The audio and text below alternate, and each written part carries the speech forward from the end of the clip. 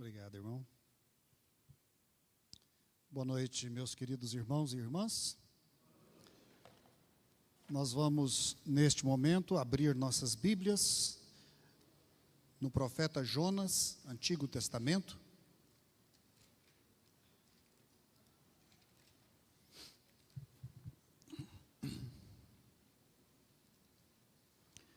Capítulo 4. Profeta Jonas, Antigo Testamento, capítulo 4.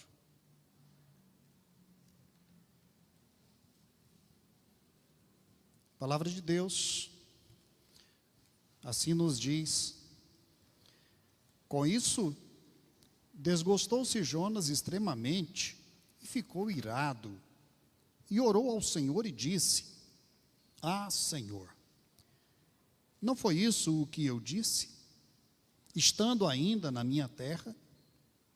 Por isso me adiantei, fugindo para Tarsis, pois sabia que és Deus clemente, misericordioso, tardio em irar-se e grande em compaixão, benignidade, e que te arrependes do mal. Peço-te, pois, ó Senhor, tira minha vida, porque melhor me é morrer do que viver. E disse o Senhor: é razoável essa tua ira?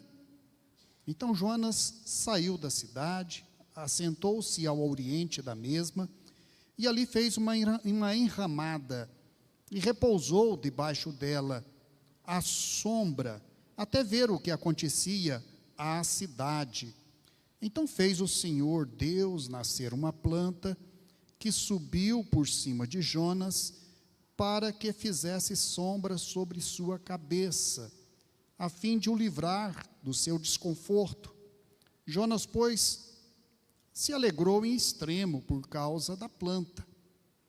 Mas Deus, no dia seguinte, fez subir ao subir da alva, enviou um verme, o qual feriu a planta, e esta se secou. Em nascendo o sol, Deus mandou um vento calmoso, oriental.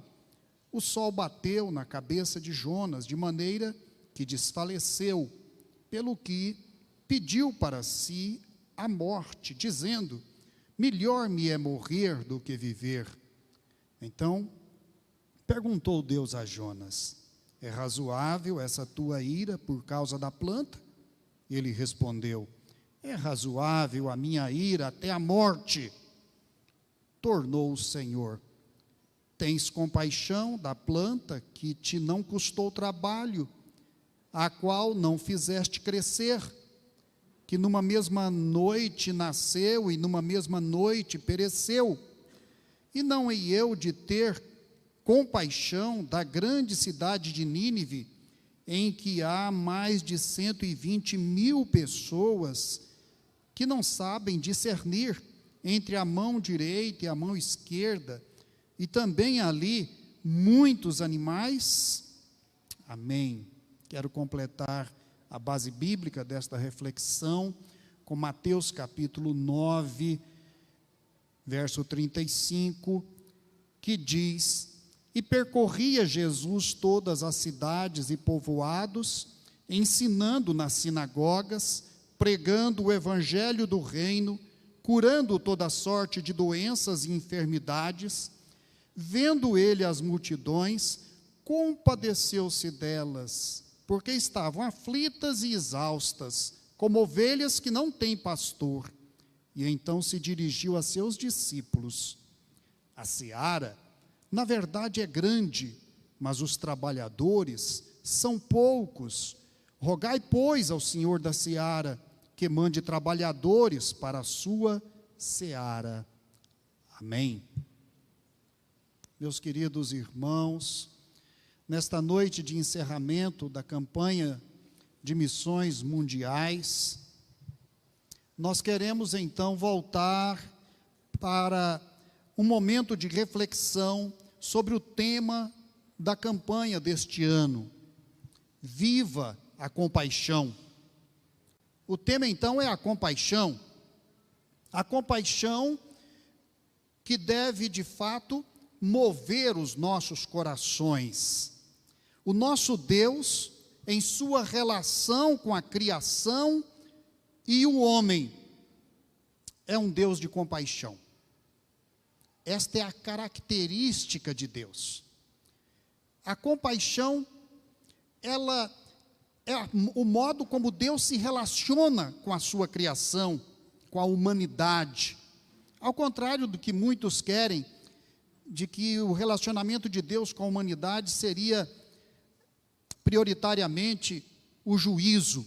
É claro que o juízo é uma exigência de Deus, é de fato uma expressão da justiça de Deus, mas o modo como Deus se relaciona até mesmo com a punição que vem em decorrência da desobediência do homem para com os seus mandamentos é a compaixão. Deus Pai no Antigo Testamento, Deus Filho no Novo Testamento, revelam sua profunda compaixão por nós. O livro de Jonas é o ensino da compaixão divina, ensino que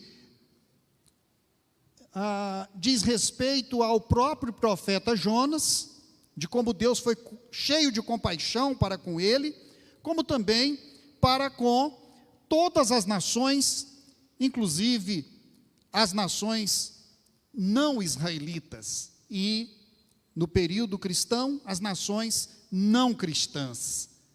As vocações profética e ministerial que encontramos nas Escrituras, elas estão baseadas na natureza de Deus e dirigidas, sem dúvidas, pela compaixão de Deus. Ministério, missões, educação cristã, música, os dons, os ministérios específicos e múltiplos que o Espírito Santo concede à igreja, tudo isto tem como função, como objetivo, como alvo, traduzir a compaixão de Deus. Jesus veio ao mundo fazer-se humano para viver em compaixão e sofrer como expressão da compaixão de Deus pelo homem pecador. A compaixão é que move a obra missionária. 1 Coríntios diz que você pode colocar até o seu corpo para ser queimado, mas se você não tiver amor, nada disso aproveita. Então a compaixão é que move. É um projeto movido pela compaixão, o projeto de missões mundiais, nacionais, estaduais, locais, enfim. Missões é levar compaixão e salvação e boas novas a todas as pessoas, no contexto de suas realidades, sejam elas culturais, religiosas, políticas, sociais, econômicas e espirituais.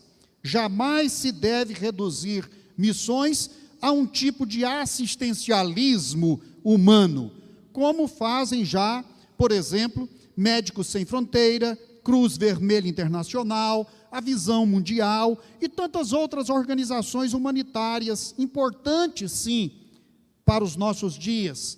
Mas a compaixão cristã vai muito além de simplesmente uma obra assistencialista, porque a compaixão bíblica é levar a mensagem de salvação eterna através de Jesus Cristo até o encontro com a alma humana, no nível mais profundo que é a alma humana. Portanto, uma base bíblica para missões, ela de fato encontra a compaixão, tanto no Antigo quanto no Novo Testamento. No Antigo Testamento, o caso típico é o caso de Jonas, ou do profeta Jonas, ou melhor dizendo, o caso Nínive, que nós lemos aqui em Jonas capítulo 4. O Antigo Testamento é rico em exemplos de situações que demonstram a compaixão do Senhor por Israel e pelas nações estrangeiras. E Jonas, de forma especial, é o livro de missões mundiais do Antigo Testamento. É o livro de missões mundiais de Israel. Ainda que este livro revele as profundas contradições nos sentimentos de Israel, e especialmente nas disposições do profeta Jonas em relação à salvação de outras nações.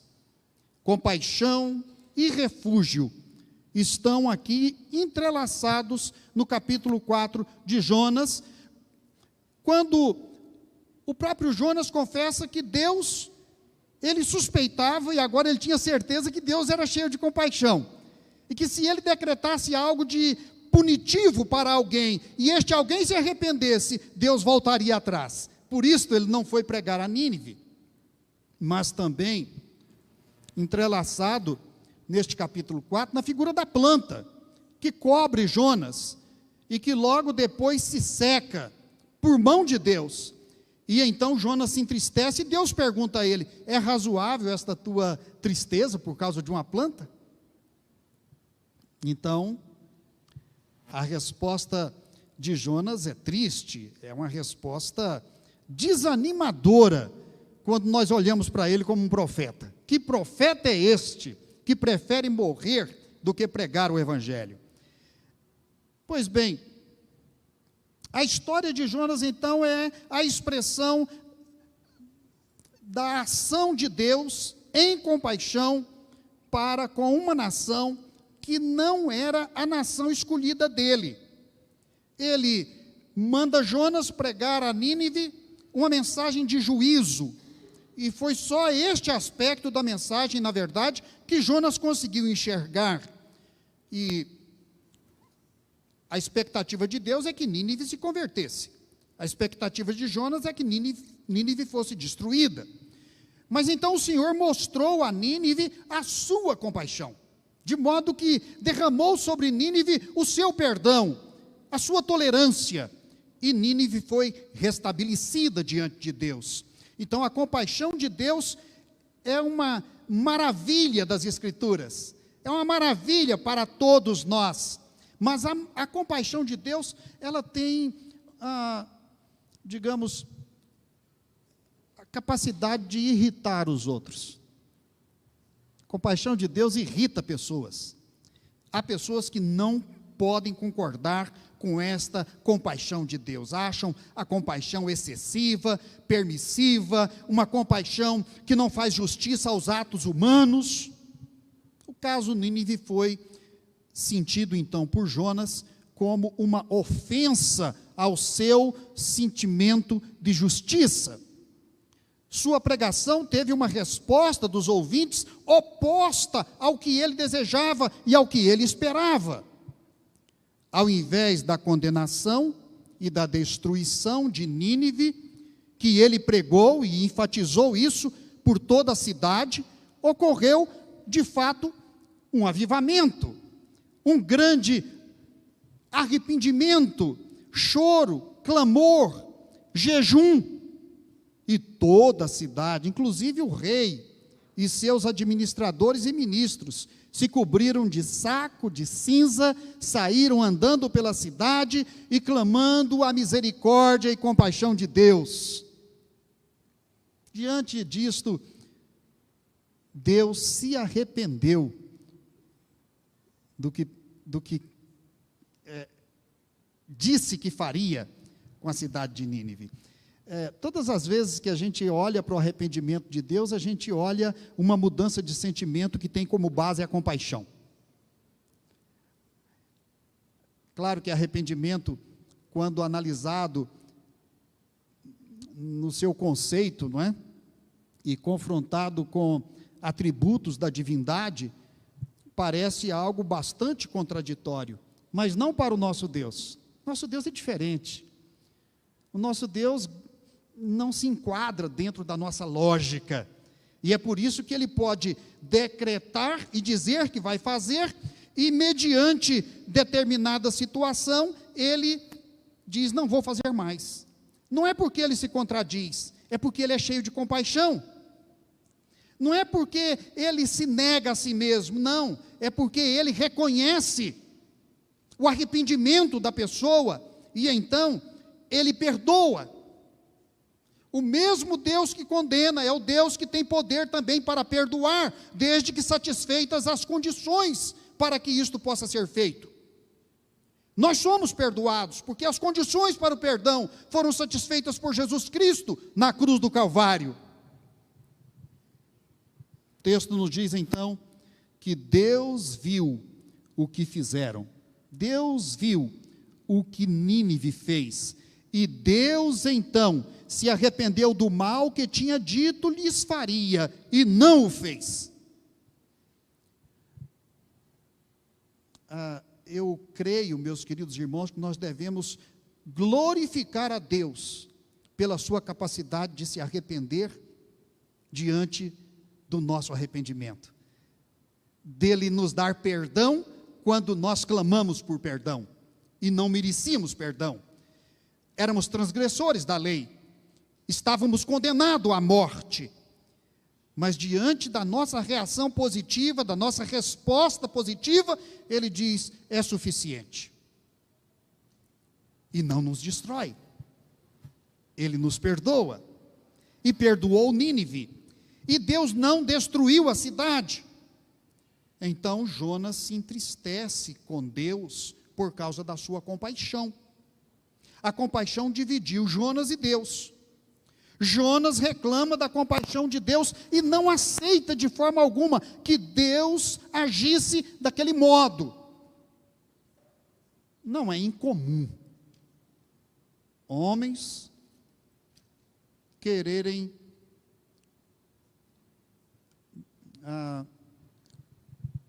dizer a Deus o que ele deve fazer. Não é incomum.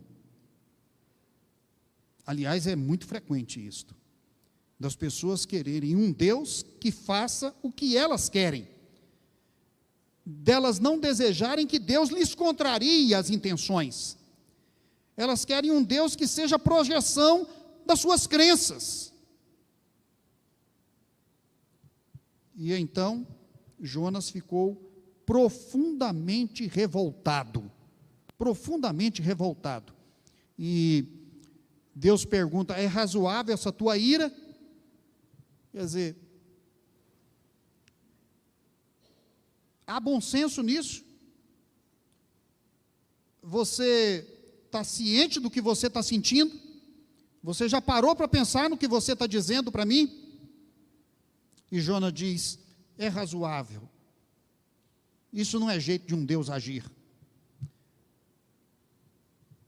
O Senhor disse que ia destruir, Nínive merecia destruição, e agora o Senhor perdoa?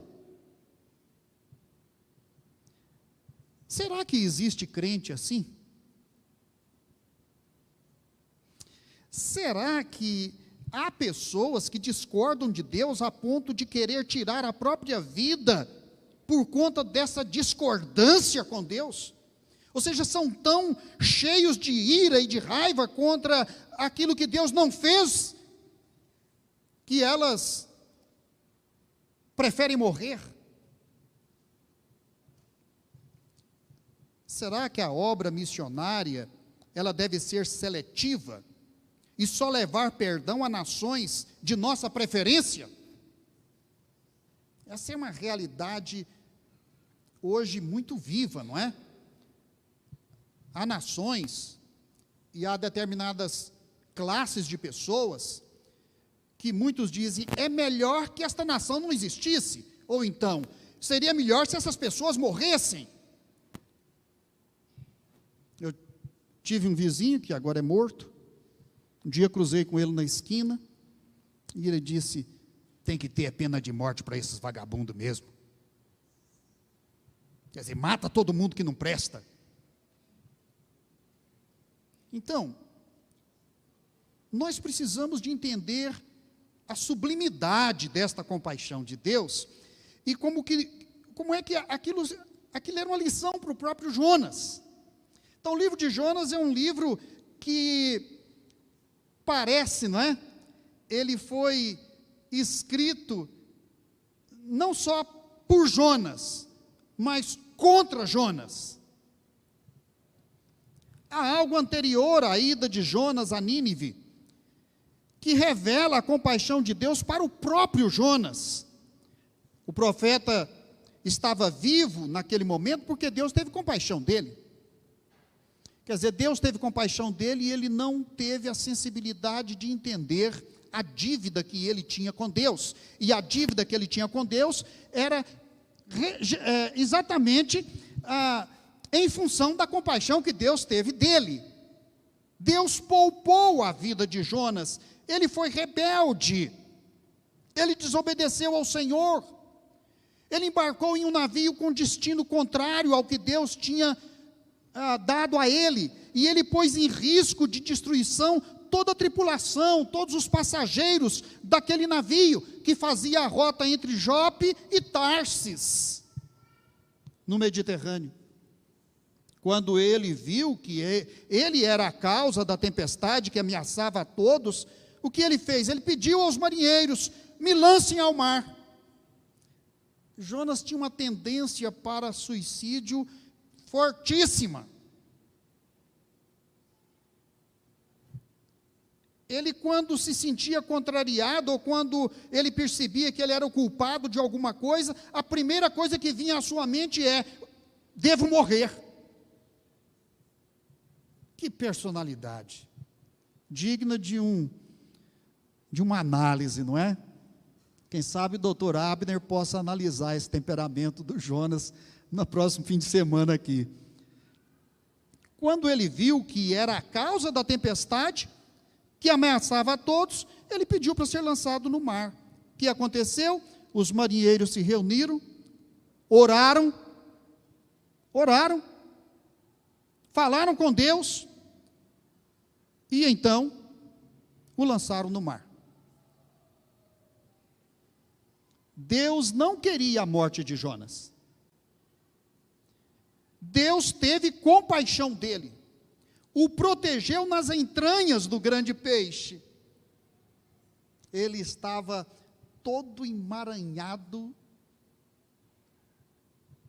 na barriga daquele grande peixe, a morte já estava se aproximando, ele estava sufocado. Ele diz: eu estava tão sufocado que eu já não conseguia mais respirar, eu estava em profunda angústia, sabendo que a minha vida se esgotava. Então eu clamei ao Senhor, e Ele me socorreu.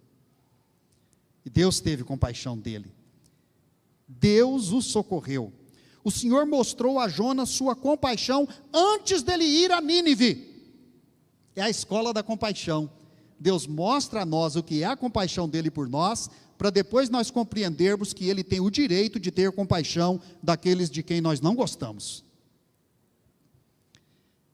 E ele então salvou Jonas, chamou Jonas uma segunda vez, capítulo 3, e disse: agora vá a Nínive, e testemunhe para aquela cidade a compaixão de que você foi beneficiado. Mas na viagem até lá, o coração de Jonas mudou. Que temperamento difícil. Bem, eu vou voltar nisso mais tarde. Agora, a compaixão no Novo Testamento.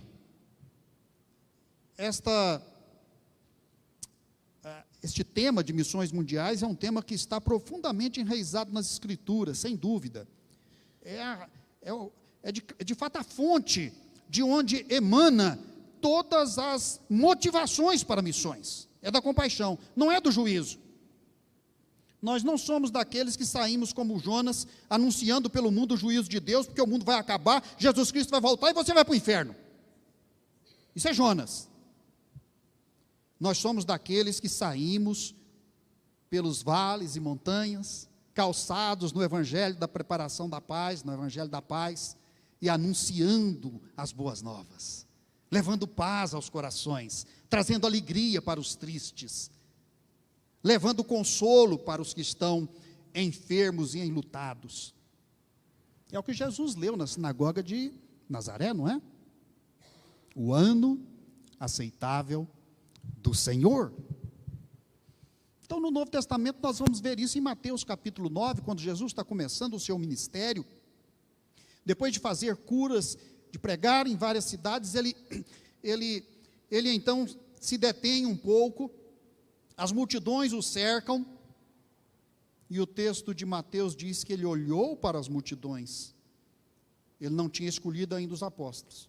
Ele olhou para as multidões, E ele teve profunda compaixão delas, porque aquelas multidões eram compostas de pessoas que estavam sem pastoreio, eram almas sofridas, eram pessoas enfermas, eram pessoas que estavam à margem da sociedade, eram pessoas que estavam sem a orientação de Deus para as suas vidas. Não é que elas não quisessem o conhecimento de Deus, é que não havia quem lhes desse o conhecimento de Deus. Jesus teve compaixão. Então Jesus veio ao mundo mostrar e aplicar a compaixão de Deus aos pecadores. Jesus vê a realidade e ele vê a realidade de hoje também. As multidões são para Jesus ovelhas que não têm pastor, as ovelhas que são frágeis, que estão desprotegidas, as ovelhas que podem se machucar pelo caminho, que podem ser atacadas por lobos ferozes, enfim, ovelhas que não sabem se defender.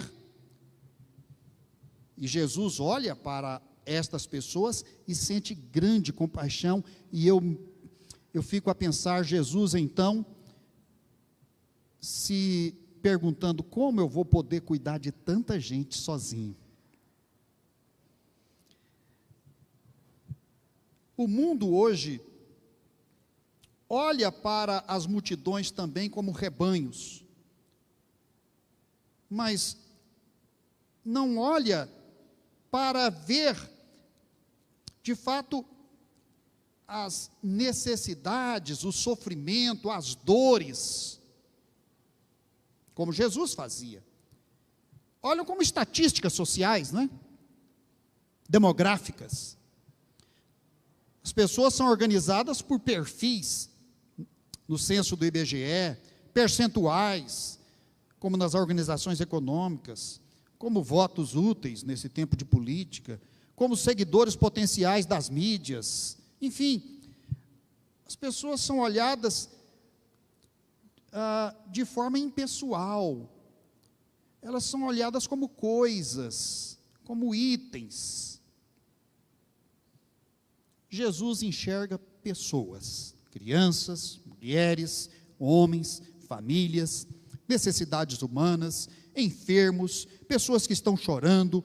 Ele olha para os sofrimentos, para as opressões sofridas, para os rostos marcados pela vida, pelos oprimidos de Satanás, para os inválidos, para os que estão oprimidos por suas culpas e pecados, para ovelhas sem dono a clamarem por proteção. Esse é o olhar de Jesus. Mateus então descreve que Jesus conheceu o mundo em sua realidade, ele caminhou com as pessoas, ele foi de cidade em cidade, ele andou de aldeia em aldeia, ele foi pela água, pela terra, ele pregou em sinagogas, ele foi a montes, a lagos, ele conheceu o homem, a mulher, as pessoas, e ele as amou. Isto é compaixão. Jesus conheceu as nossas dores e enfermidades, como diz Isaías capítulo 53, do corpo e da alma. Ele ia, diz o verso 35 de Mateus, capítulo 9, por todas as cidades e aldeias, sinagogas, entre o povo, nas ruas, nas estradas. Significa então que Jesus viveu a compaixão. Ele foi movido por amor e por compaixão.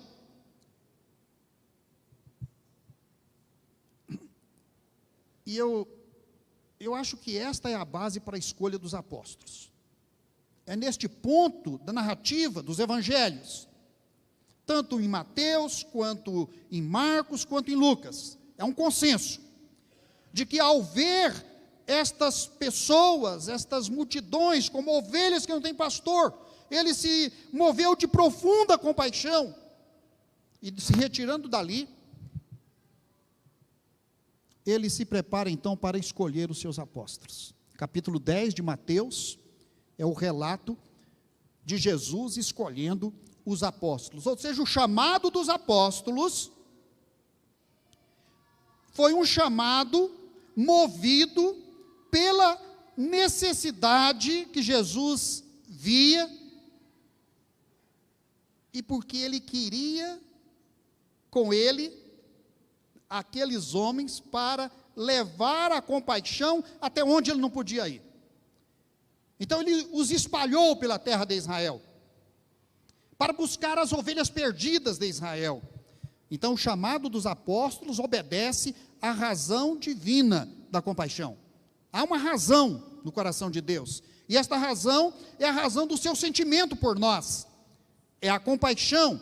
Eles foram reunidos e nomeados por Jesus para atender as ovelhas que não têm pastor. Qual é o sentido de missões? O sentido de missões é buscar as ovelhas que não têm pastor.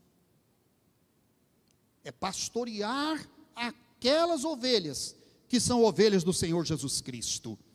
E então, Jesus separa os seus discípulos, nomeia-os e os envia a pregar a chegada do reino de Deus, a chegada da compaixão de Deus. Agora, chegada do reino de Deus, é então declarado o tempo da graça, o tempo do reino dos céus, o tempo da salvação, o tempo da manifestação da compaixão de Deus sobre as vidas humanas. A obra missionária é o cumprimento da ordem de levar e viver a compaixão. Com toda a compaixão, agora Jesus olha para a face dos seus discípulos, chama-os pelo nome e muda a direção da vida deles. Tira eles de um lago, onde eram pescadores, e diz: agora eu farei de vocês pescadores de homens. Que mudança, não é? Que promoção. Deixamos para trás o passado de pecado, o mundo, e vivemos agora para o reino de Deus. Mudou de esfera.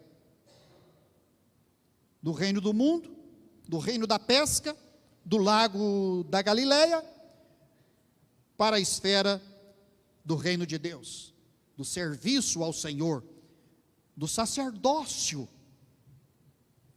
que vai cuidar das almas que Deus ama. Então os apóstolos, os discípulos, a igreja de todas as épocas, são enviados para reproduzir o mesmo olhar de Jesus, o olhar que é socorrer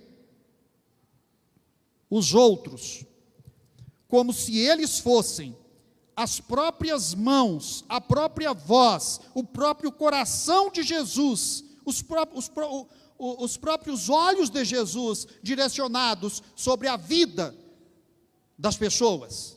A igreja olha para as pessoas como se ela pudesse ter os olhos de Jesus, socorrer como se fossem as mãos de Jesus, ir até as pessoas que precisam da palavra de Deus, como se fossem os pés de Jesus indo até elas.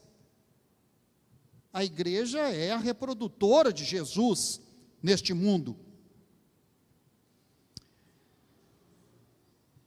E por isto, a igreja vai de lugar em lugar, de cidade em cidade, de nação em nação, anunciando a salvação e a compaixão do Senhor para todo o mundo, para todas as pessoas.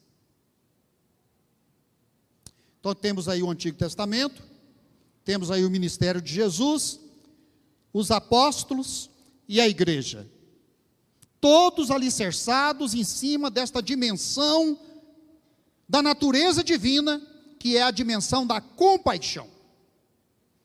É interessante que Jesus não delegou para a igreja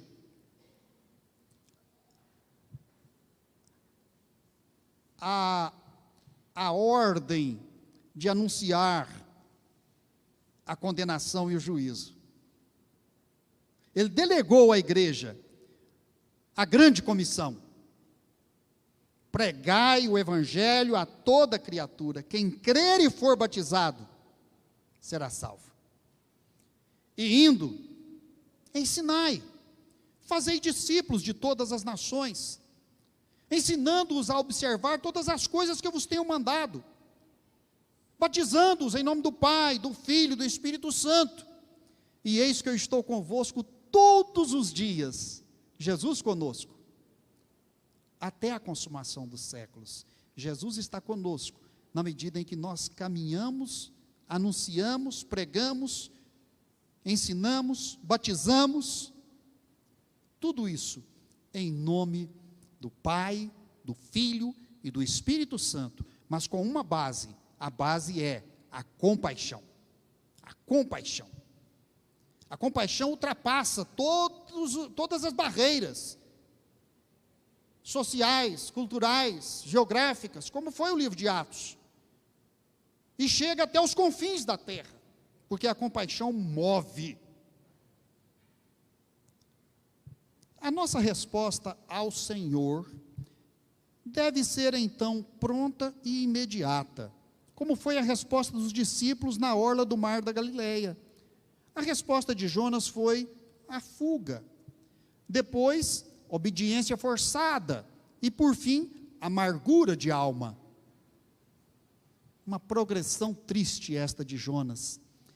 Temos à nossa volta e mesmo ao longe ovelhas que não têm pastor, à espera de uma mensagem de compaixão e salvação celestiais, porque as promessas deste mundo são todas mentirosas. A grande frustração nossa, grande frustração das pessoas, do mundo, é que o mundo não pode ser a base de sua salvação. E por mais que elas ouvem promessas de autoridades, de políticos, de intelectuais, isso não resolve nada para elas, porque não pode satisfazer o seu desejo, o seu anseio de vida eterna, de salvação, de superação, de esperança. Isso quem dá é o Evangelho do nosso Senhor Jesus Cristo. Então nós temos à nossa volta ovelhas assim. Então nós devemos ir como igreja e levar e viver a compaixão. A compaixão de Deus, ela é eterna para conosco, não é? Ela deve ser então o nosso fator de impulso. Nossa compaixão deve ser também constante para com todas as pessoas. Movidos pela compaixão de Deus, devemos então viver a obra missionária hoje. O vocacionado. Como é o vocacionado hoje? Se Deus te chamar para servir e pregar a palavra de compaixão, qual vai ser a sua reação? Você vai pensar que Deus quer estragar sua vida e impedir seus sonhos?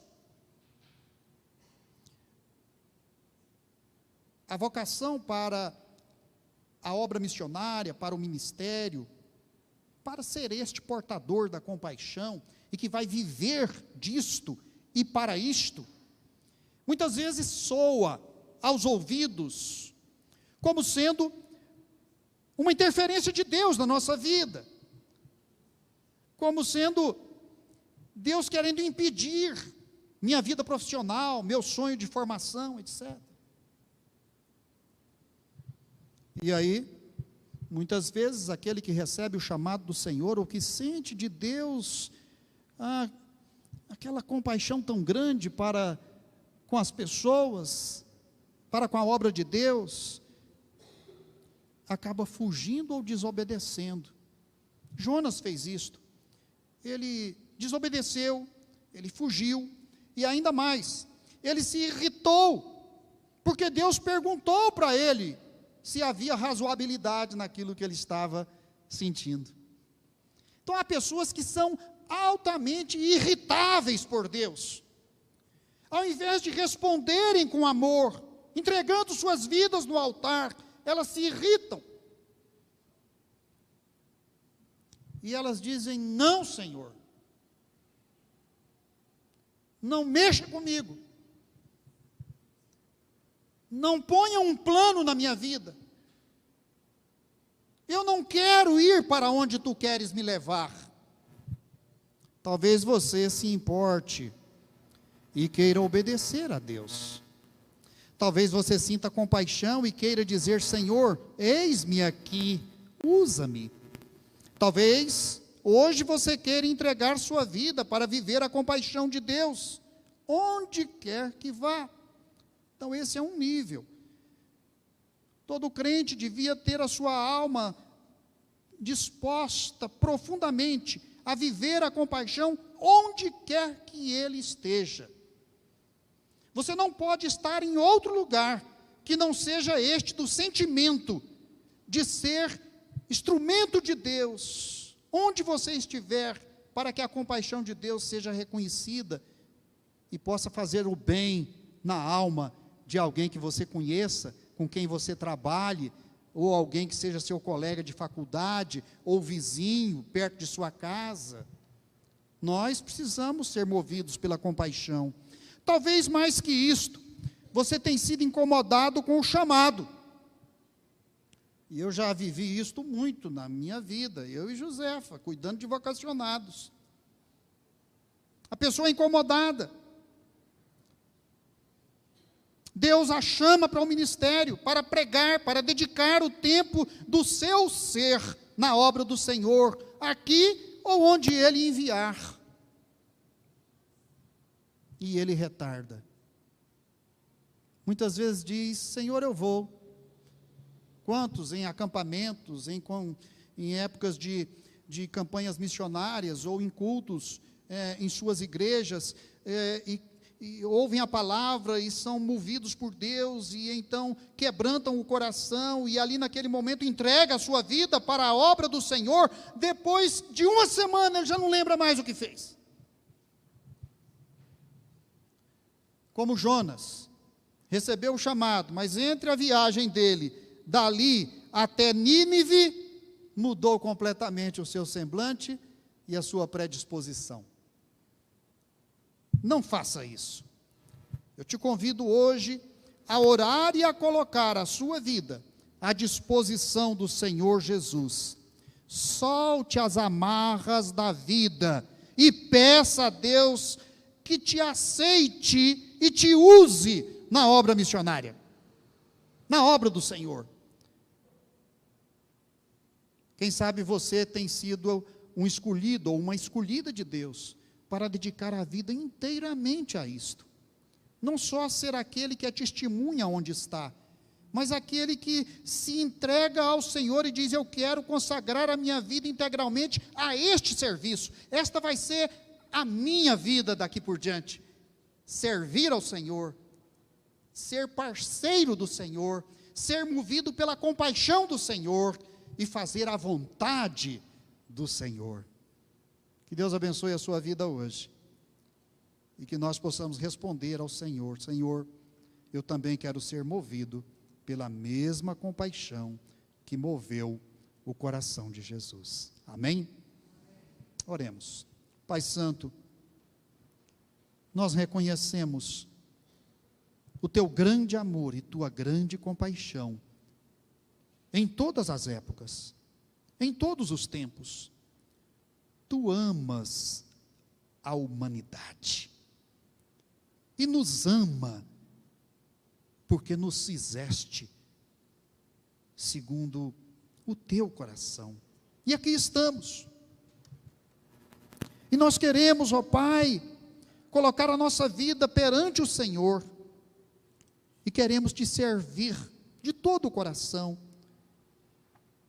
Queremos que o Senhor nos dê a direção e nos diga o que devemos fazer, para onde devemos ir, porque nós queremos entregar a tua palavra, nós queremos ir às ovelhas que não têm pastor, nós queremos ser instrumento nas tuas mãos e te dizer: usa-me, Senhor, para a glória do teu nome e para que mais e mais pessoas sejam alcançadas pelo grande amor e compaixão do Senhor. Oramos assim, em nome de Jesus. Amém.